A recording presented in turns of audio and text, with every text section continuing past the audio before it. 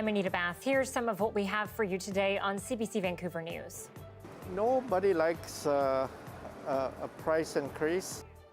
Food prices soar. What's being hit the most and why grocers are passing on the costs. Also, we are really excited to be returning to full capacity. The relief and the preparations as restrictions get set to lift. And hazelnut renewal, how BC farmers have tripled production in the last few years. This is CBC Vancouver News.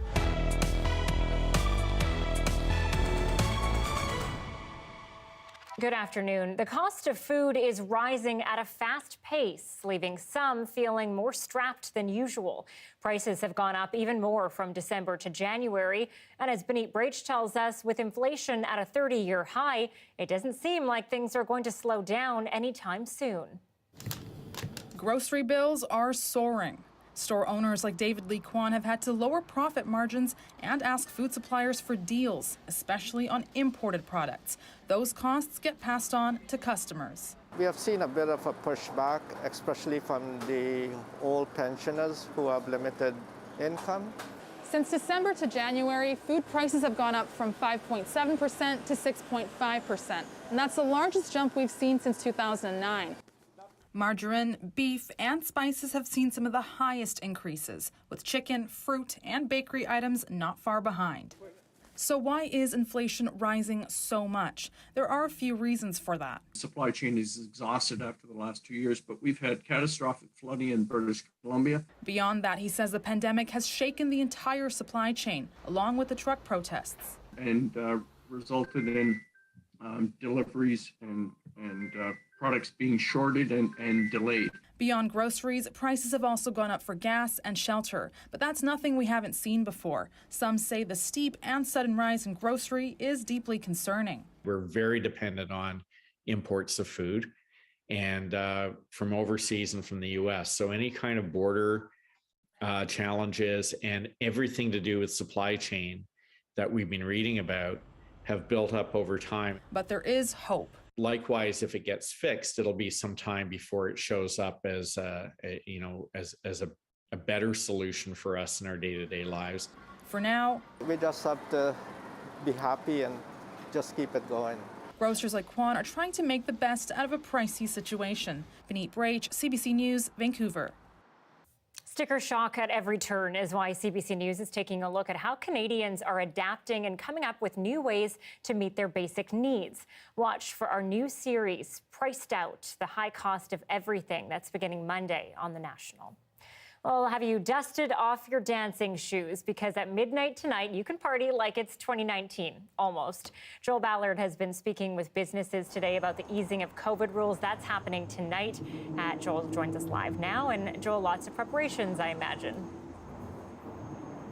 Yes, Anita, businesses are excited. They're busy getting ready. But overall, there's a sense of relief. You know, many of these businesses have been really impacted by these restrictions, whether that's being forced to operate at half capacity or having to adapt their business models. It's really had an impact on them, but they were happy to do it because it helped keep people safe, as well as curb transmissions, especially back in December when the Omicron variant was spreading rapidly. But now, as you mentioned, as of 11:59 tonight, many of those restrictions will be lifted. So that means indoor personal gatherings can return to normal. Indoor and outdoor organized gatherings like weddings can return to full capacity. Fitness centers can return to full capacity, including adult sports. There are no longer limits at restaurants or nightclubs. And indoor seated events can also return to full capacity. That's a big deal for both larger entertainment venues like Rogers Arena and BC Place, as well as the Vancouver art scene. Here on Granville Island, the Improv Center has been welcoming guests to shows at half capacity. But with a product that relies on group laughter and a sense of community, staff couldn't be happier to soon fill the house.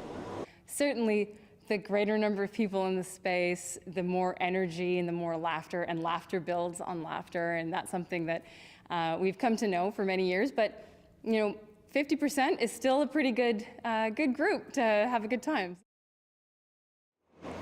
Now, the lifting of restrictions was only announced yesterday, so for many, it's been a bit of a scramble to get everything organized.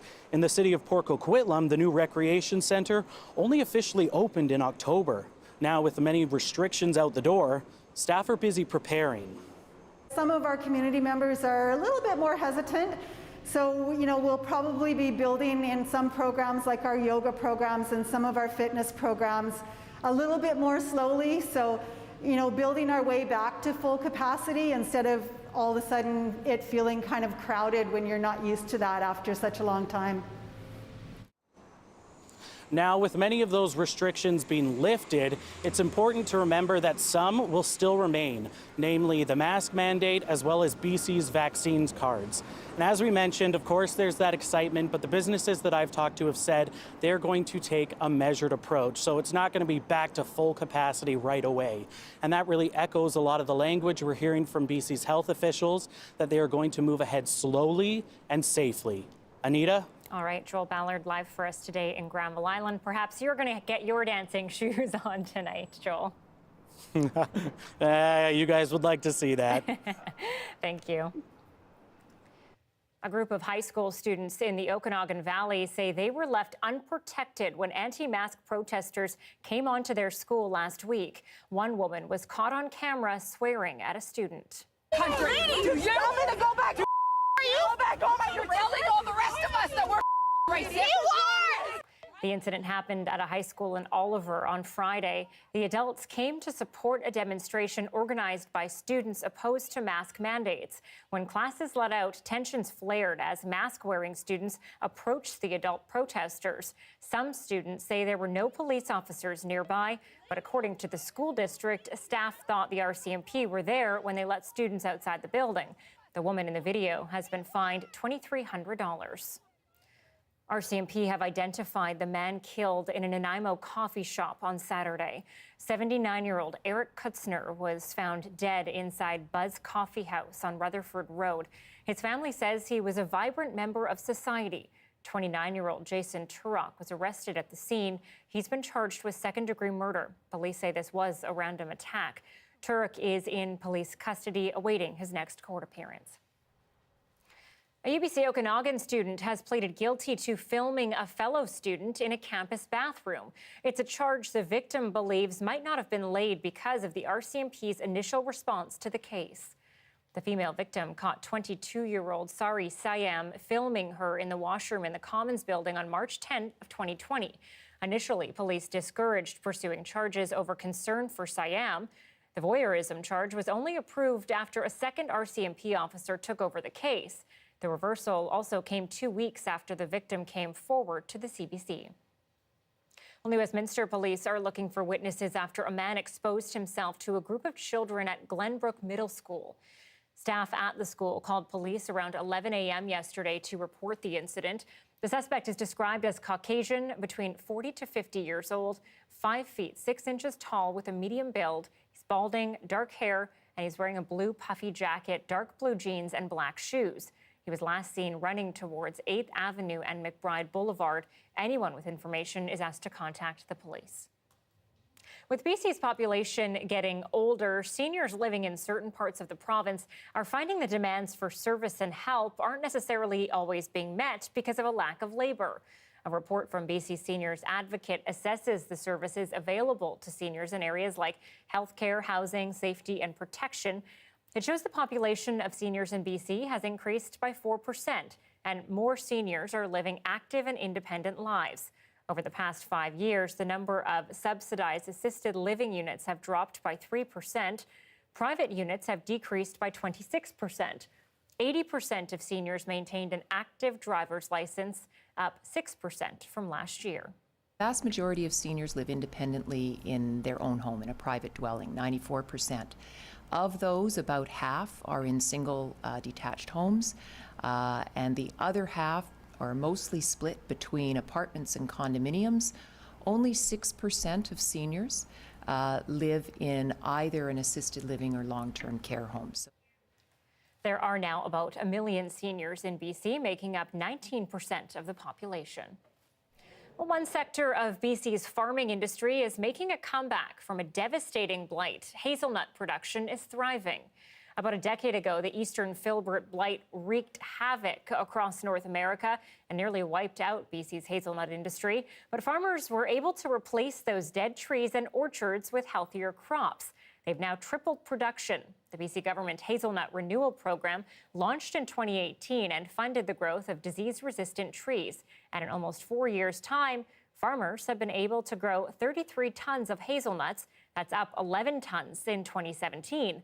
A Chilliwack farmer says the recovery is still in its infancy, but there's growing interest in locally grown products. From what we have locally here, there is a huge demand for BC hazelnuts, and it's nice to be able to be a part of something where there is that growing demand and also the growing industry. The program resulted in 55,000 new trees planted and the removal of 6,300 infected trees. Well, pickleball is one of the fastest growing sports in Canada, and Vancouver will soon have 36 new courts. After months of talks between the Park Board and the Pickleball Association, permission has been granted to occupy 14 tennis courts. According to the Pickle Board Association, the Parks Board will offer courts in 9 locations, including Jericho, Strathcona Park, and Champlain Heights. Park signs will be installed, informing the public that the courts will only be for pickleball, and officials will lower the tennis nets so they function as catch nets.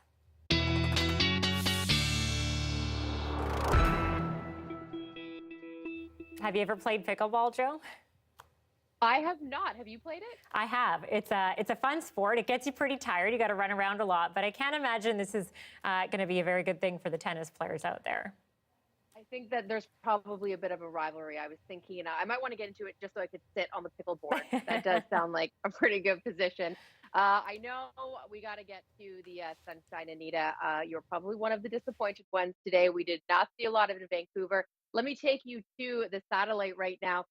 You should know I'm very popular in Victoria, Maple Ridge, and Squamish today. Beautiful blue skies. But yes, the outflow, those are those east to west winds we get kicking in through the day that often helps to clear that marine cloud out. Well, it was weak enough that marine cloud, as you can see, still sitting in place for Metro Vancouver. Now, there's still hope that we'll see it clear out in the next couple of hours, hoping for a nice sunset tonight. But our high pressure that we were really hoping it would clear us out today is sinking south. So today was really our last shot of a beautiful blue sky day this week anyway. But I've got some good news for the back end of our long weekend in just a moment. Okay, so taking you through the forecast, notice showers working their way down central northern coastal sections, bringing the drizzle to Port Hardy and Campbell River tomorrow. And notice the snow for the Rockies as well. But generally dry through the interior for Friday, but cloudy as well. Thursday and Friday have to put a chance of drizzle in for the south coast. It's not until Saturday that we get the bulk of that moisture in through Vancouver. Saturday is going to be a washout.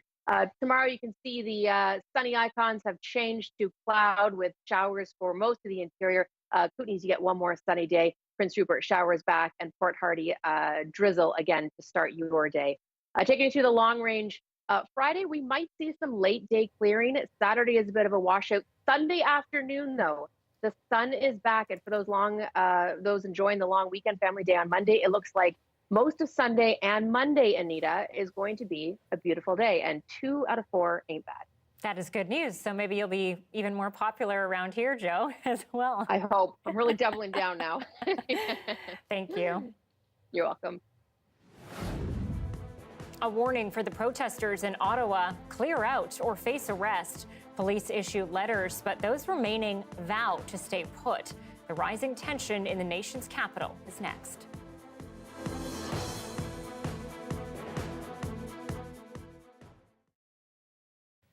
Thanks for staying with us during our commercial-free live stream. So we have another long weekend coming up, and coming off of the Olympics, some may be inspired to head out to a rink for a skate. Problem is, it's getting warmer. Now, of course, this doesn't apply to anybody living in the Lower Mainland, Metro Vancouver. This is maybe for other parts of BC. But according to meteorologist Christy Clemenaga, it's good to know what conditions make for the best ice. Take a look. It's the most Canadian thing you can imagine, the old outdoor rink. And with our crazy Canadian winters, it can be hard to tell when ice conditions are just right, and it depends on the sport. A big factor is temperature. On an indoor rink, temperature is fine-tuned to the degree, with slightly colder ice for faster sports like hockey or speed skating, and softer ice for things like figure skating. Outside, of course, you can't control the temperature, but it does still make a big difference, and certain weather conditions are better than others. If it's really cold, the ice can get brittle, but too warm and it becomes too wet. When the warm weather comes in, it does soften it up and creates a few gouges and bumpy areas, so we definitely can deal with it getting a little warm, but once it gets to about +5 or above, it starts to really put some damage into the ice. Big swings in temperatures can also cause problems like cracks or ruts, and it's not just when you're strapping on the skates. Take outdoor curling. Even the smallest changes like snow on the ice can make or break your game. It does slow it down. You can see down the middle it kind of gets a little bit cleaner, and then off to the sides it's kind of gummed up, but it's all part of the game. You got to adjust your game to suit the conditions. On a backyard rink like this one, that little bit of snow or slush can really change how the shots move. So what are the best conditions when you're taking to the ice? Well, it can be a little subjective. -10 is probably your best bet for curling, because if it's too warm, it gets too wet, then it slows everything down and creates ruts. And if it's too cold, it's just uncomfortable. If I could have my perfect temperature, it'd probably be -5 throughout the entire winter. It's too much to ask for, but as long as we avoid getting to the +5 and above, that's a little bit too warm. So with our temperatures all over the map, if you find your perfect skating conditions, best bet is to take advantage.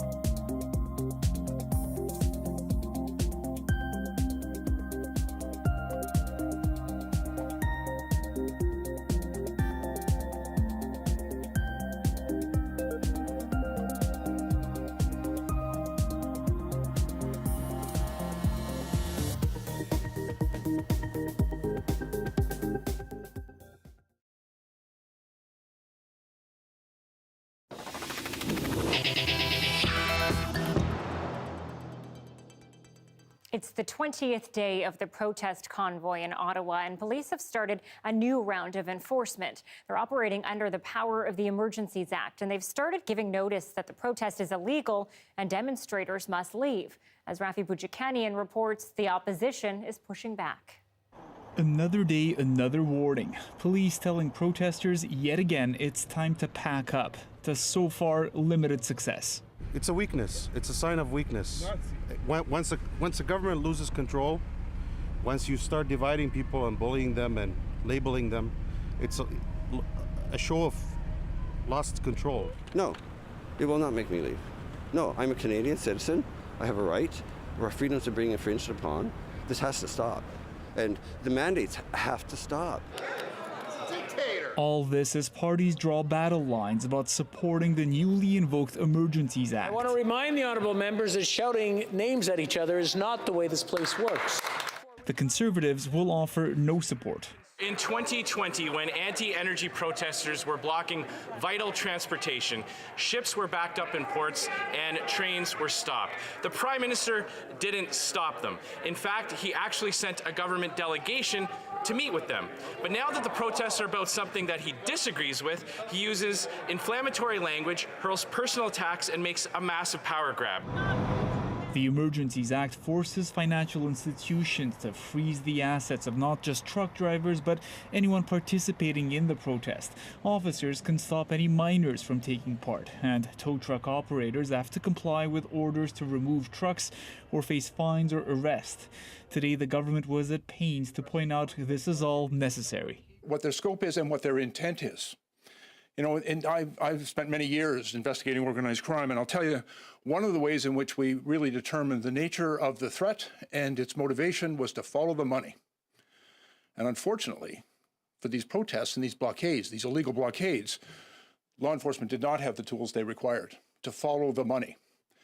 And it's also important that the money be in jeopardy. The partisan bickering over the act may well be moot. It's in place right now, before any debate in either the Commons or the Senate. The remaining question, how quickly will it be enforced? Rafi Wujikanian, CBC News, Ottawa. At 3:20 our time, a live look at Beijing in the morning there as we near the end of the 2022 Winter Olympics. Yesterday was a day of ups and downs for Canada. A gold medal in short track, but bounced from men's hockey. More on the day that was and the big game to come next.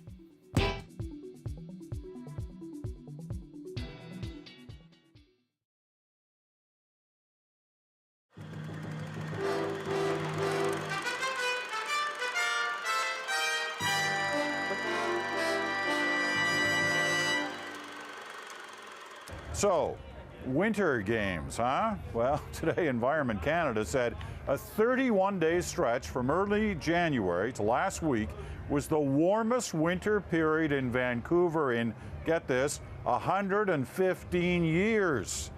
Bad timing. And the weather continues to spark problem after problem at Cypress Mountain. It's in West Vancouver, the place for freestyle skiing and snowboarding.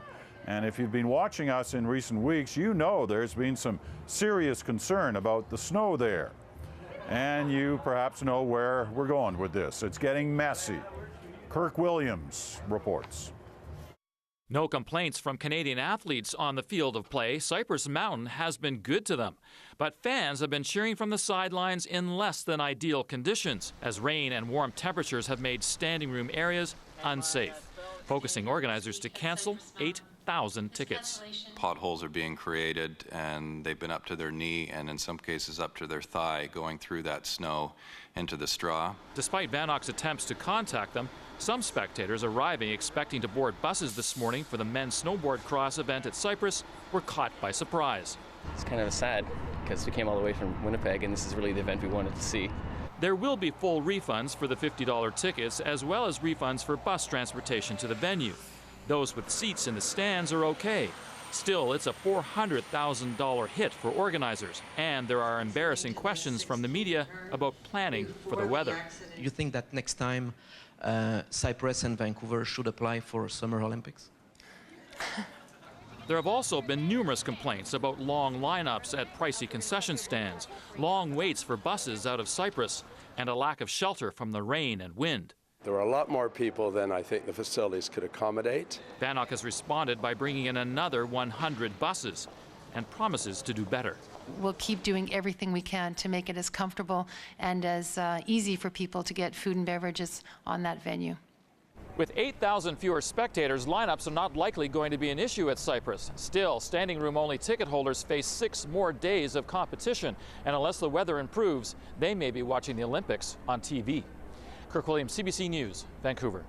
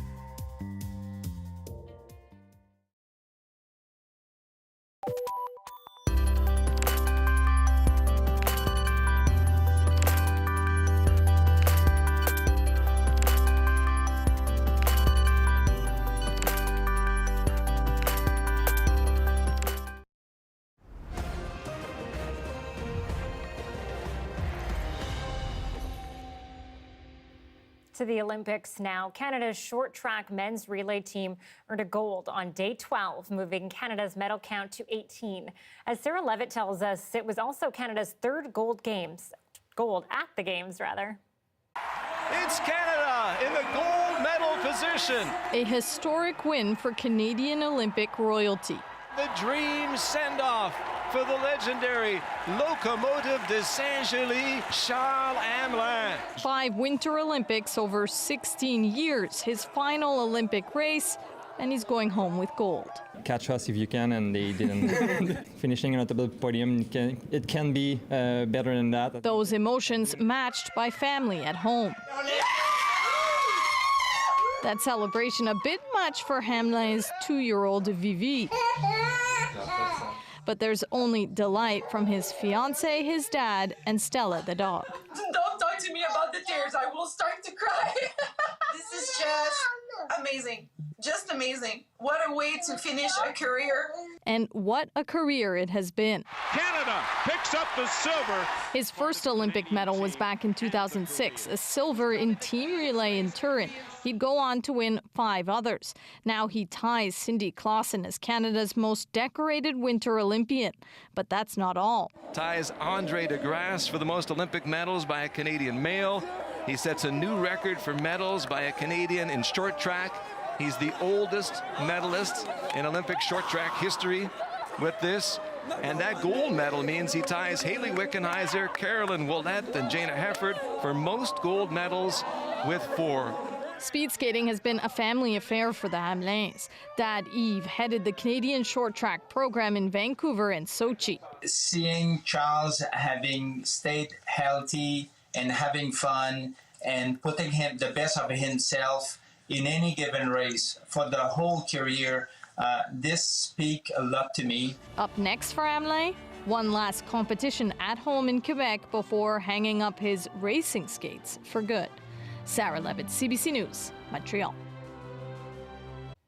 Well, Monobob is a new sport at the Winter Games, an event where a single competitor races in a bobsled. It's rough, fast, and sometimes rocky, and in a lot of ways, that's exactly what the fight has been like to get this brand new sport into the Olympics. As Chris Reyes reports, especially for the women standing on top of the podium. History made even before a single bobsled hits the track.